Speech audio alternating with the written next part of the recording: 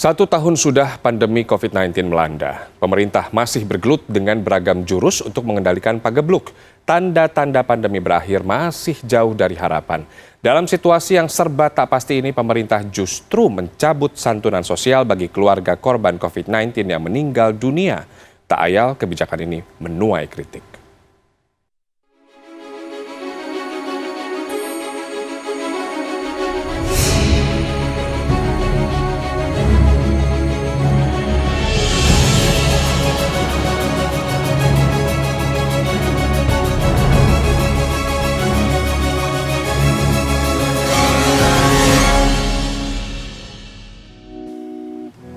Pandemi COVID-19 belum juga terkendali, namun Kementerian Sosial justru mengeluarkan kebijakan untuk menghentikan pemberian santunan sosial bagi keluarga korban yang meninggal dunia akibat COVID-19 sebesar 15 juta rupiah per keluarga.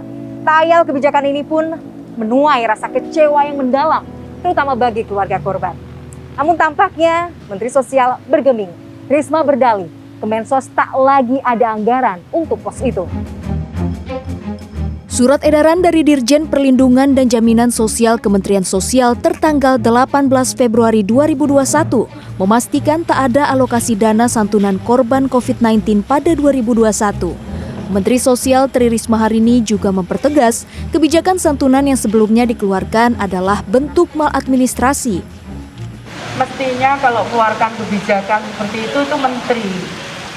Tapi saat itu yang membuat edaran mungkin bulan Juni itu PLT direktur. Sebetulnya itu tidak boleh, itu sudah melampaui kewenangan dari direktur. Yang pertama adalah kesalahan administrasi itu. Yang kedua, saat itu tidak dihitung sebetulnya berapa akan ada jumlah yang akan korban itu, sehingga saat itu kurang duitnya. Sejumlah keluarga korban COVID-19 mengaku kecewa dengan penghentian ini. Sahrova, seorang ibu yang baru saja kehilangan sang suami, berharap program santunan ini dilanjutkan kembali. Santunan sebesar 15 juta rupiah memang tidak akan bisa menggantikan duka akibat kehilangan orang tercinta. Namun setidaknya bisa meringankan beban ekonominya sebagai orang tua tunggal bagi ketiga anaknya. Kalau pemerintah ada dana ya sebaiknya dilanjutkan, kan sangat membantu untuk yang terkena dampak. Ya pemerintah lebih memperhatikan, apalagi kalau misalkan sebagai kepala keluarga meninggal, terus meninggalnya juga tiba-tiba, jadi kan tidak terbayangkan. Jadi mungkin ya sangat membantu.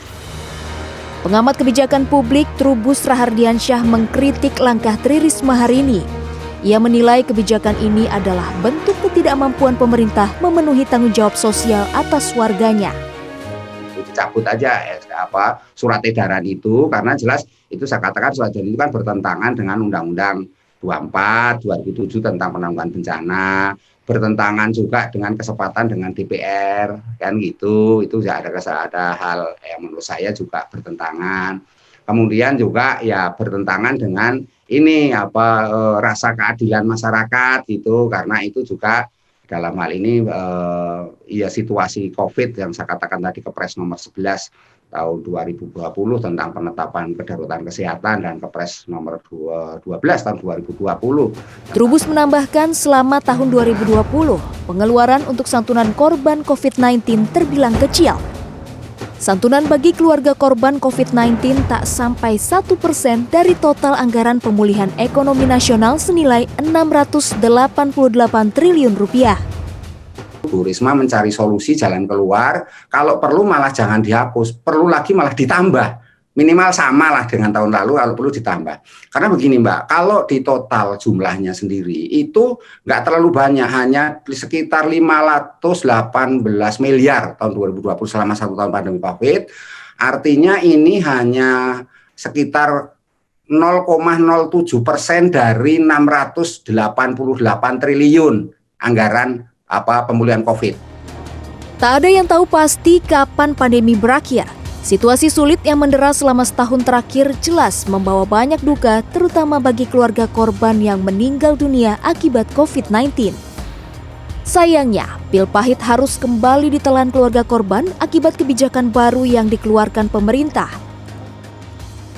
Undang-Undang Nomor 24 Tahun 2007 tentang Penanggulangan Bencana mengamanatkan dan mewajibkan pemerintah untuk memberikan santunan di masa tanggap darurat bencana.